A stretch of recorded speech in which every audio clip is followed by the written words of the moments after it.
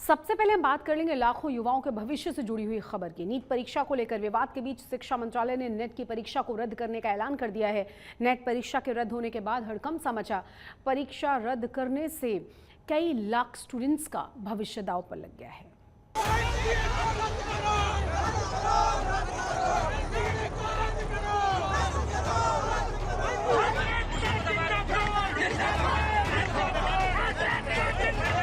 देश भर में नीट रिजल्ट पर पहले से हंगामा मचा हुआ है।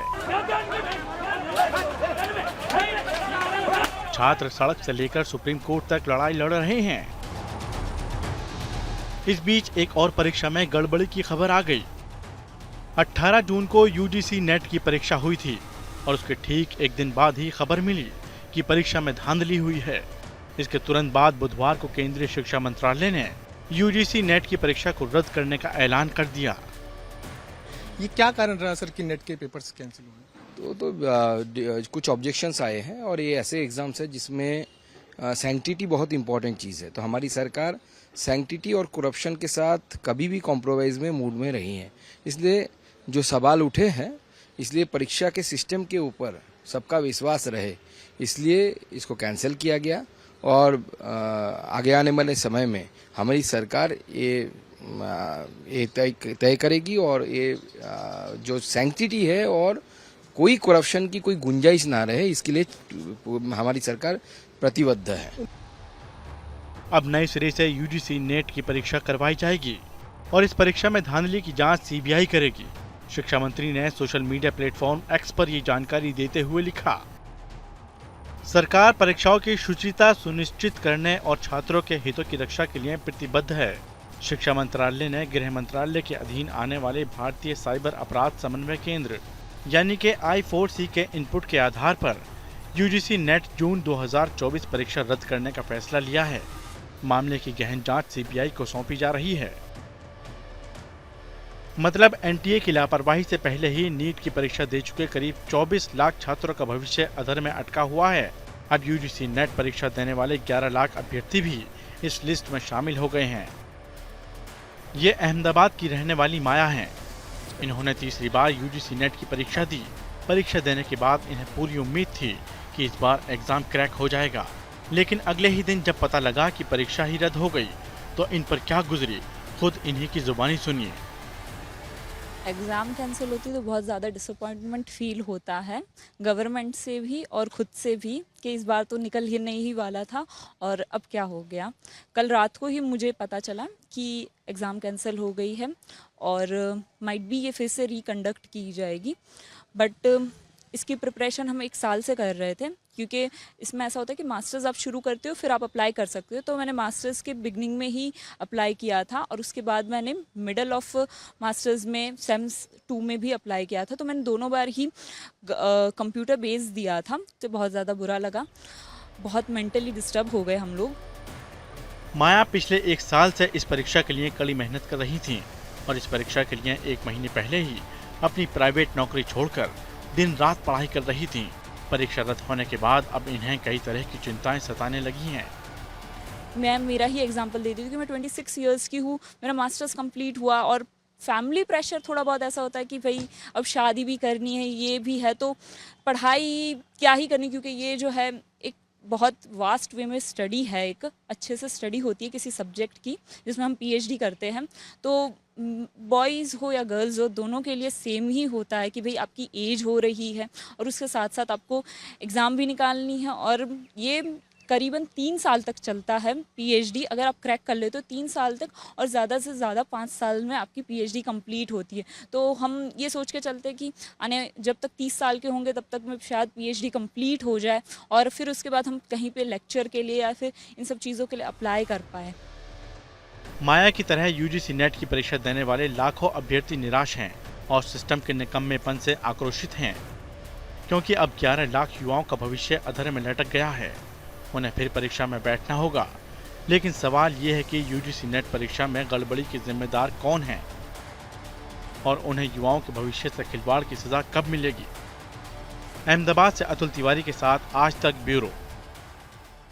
यूजीसी नेट परीक्षा रद्द होने के बाद गुजरात सरकार ने एक बड़ा फैसला किया है। सरकार ने गांधीनगर में विरोध प्रदर्शन करने वाले बेरोजगार युवाओं की मांगें मान ली हैं और अगले 3 महीने में 7,500 टेट सेकेंडरी और टेट हायर सरकारी सेकेंडरी पास अभ्यर्थियों की स्थायी शिक्षक भर्ती का ऐलान कर दिया गया है।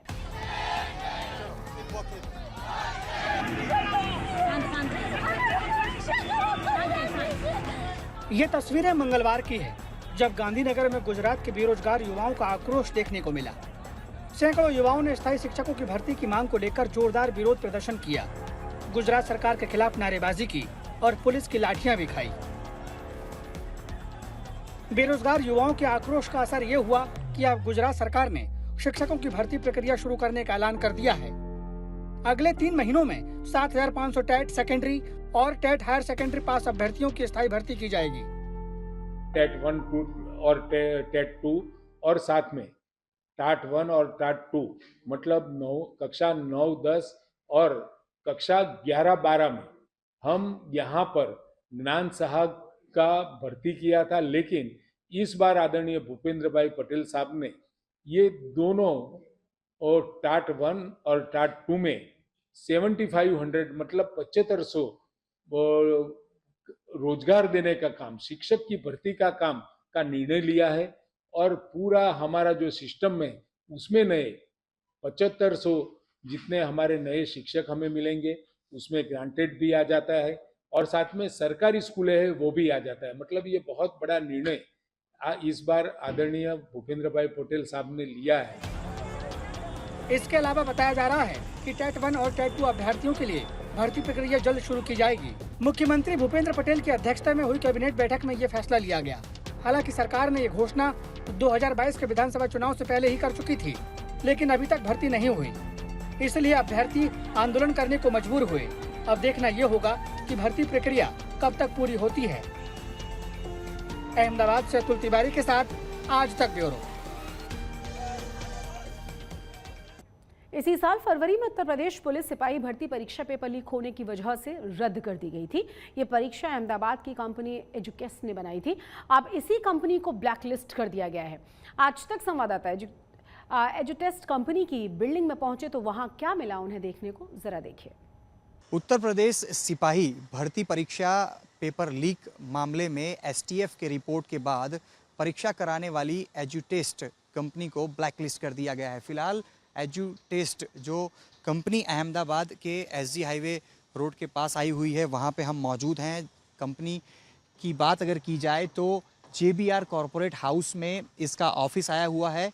एजुटेस्ट कंपनी है, लेकिन एजुटेस्ट नाम से कहीं पे भी बोर्ड यहाँ पे नहीं देखने को मिल रहा है। खास करके अंदर की तरफ जो आप एक दरवाज़ा भी देख रहे हैं, उसके अंदर की तरफ कुछ एम्प्लॉयज़ यहाँ पे काम करते हुए भी पाए जा रहे हैं। हम अंदर की तरफ भी गए, एम्प्लॉयज़ से हमने बातचीत भी की है। हालांकि ऑन रिकॉर्ड, ऑन कैमरा वो कुछ भी बोलने के लिए तैयार नहीं है, लेकिन जिन एग्जीक्यूटिव्स से हमारी बात हुई है उनका कहना है कि पिछले 4 साल से ये ऑफिस यहाँ पे है। पिछले कई सालों से यहीं पे कंपनी के जो मालिक हैं विनीत आर्य, वो यहाँ पे आते जाते रहे हैं और अंदर बैठे हुए एम्प्लॉयज़ का ये भी कहना है कि वो पिछले कुछ समय पहले भी यहाँ पे आए थे। हालांकि जिस प्रकार के रिपोर्ट अभी तक मिले हुए हैं, मेरठ की तरफ से अभी तक 4 बार विनीत आर्या को इस पूरे पेपर लीक मामले में समन्स भी भेजा गया है। एक भी बार जो विनीत आर्या हैं वो मौजूद नहीं रहे हैं। तमाम जो समन्स मिलने के बावजूद भी विनीत आर्या ने एक भी बार अपना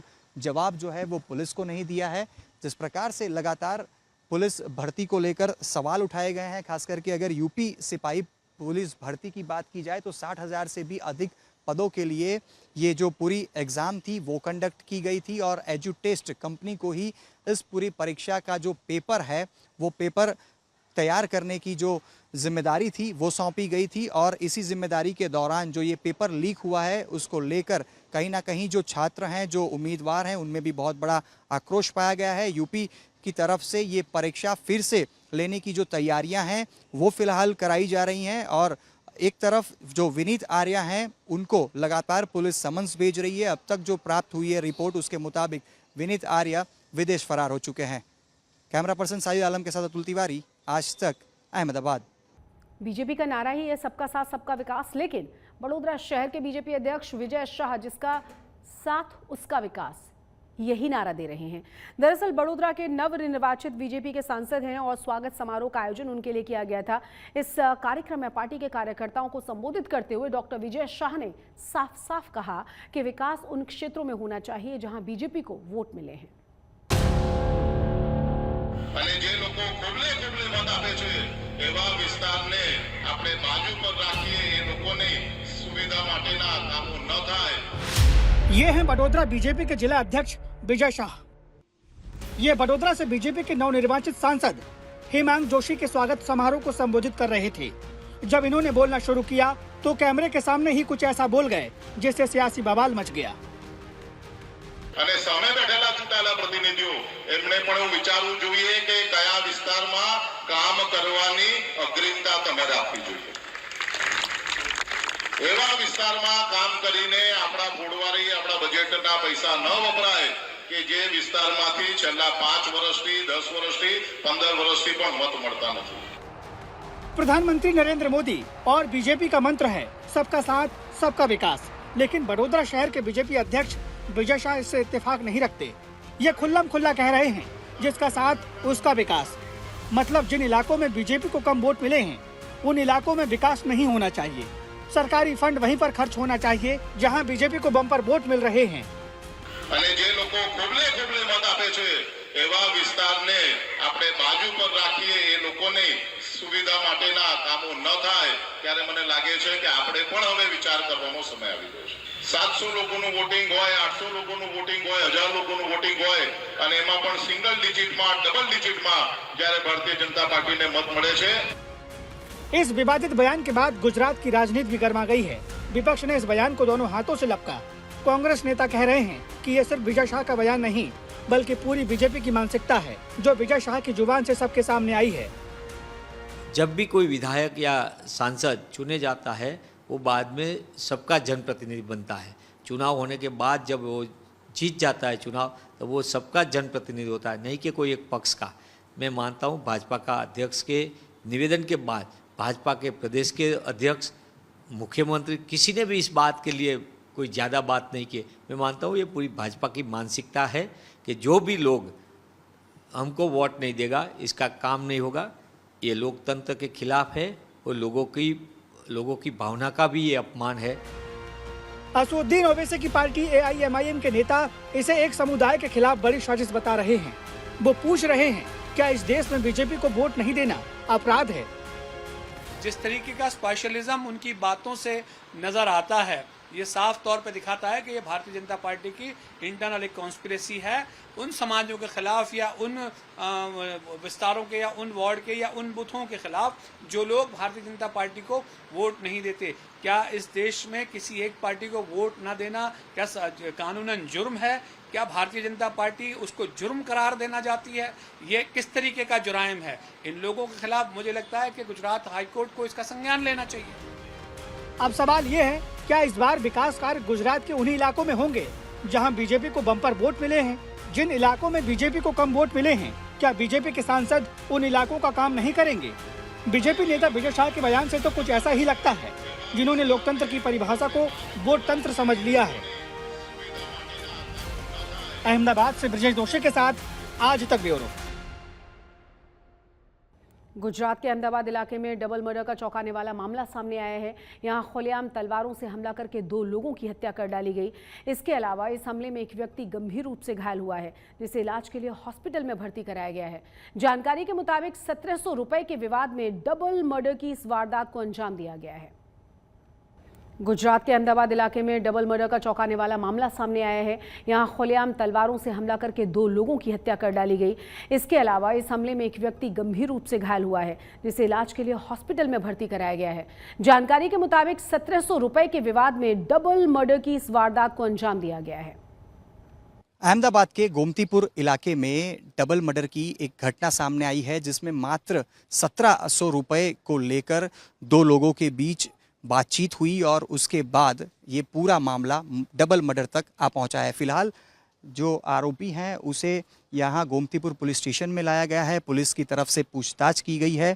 क्राइम ब्रांच के डीसीपी, क्राइम ब्रांच के जेसीपी और एसीपी, साथ ही में गोमतीपुर पुलिस स्टेशन के पुलिस इंस्पेक्टर की तरफ से जो एक आरोपी है उससे पूछताछ की जा रही है। 1700 रुपये को लेकर एक विवाद हुआ था, जिस विवाद को निपटाने के लिए, समाधान करने के लिए बाद में दोनों गुटों की तरफ से एक बातचीत हुई थी और इसी बातचीत करने के लिए जो आरोपी फिलहाल पुलिस स्टेशन के अंदर की तरफ मौजूद है, जिसको लेकर पूछताछ हो रही है, वो वहाँ पे पहुँचा हुआ था और उसी को मारने के लिए तलवार के साथ जो लोग थे जिनके मर्डर हो चुके हैं वो लोग भी वहीं पे मौजूद थे। और जो आरोपी है उसने तमाम लोग जो जिनका डेथ हो चुका है, साथ ही में जो लोग फिलहाल जिनका इलाज भी हॉस्पिटल में चल रहा है, उन्हीं का सामने मर्डर कर दिया। अगर इस पूरे मामले को समझने की कोशिश की जाए तो फिलहाल 2 लोगों की मौत भी हो चुकी है।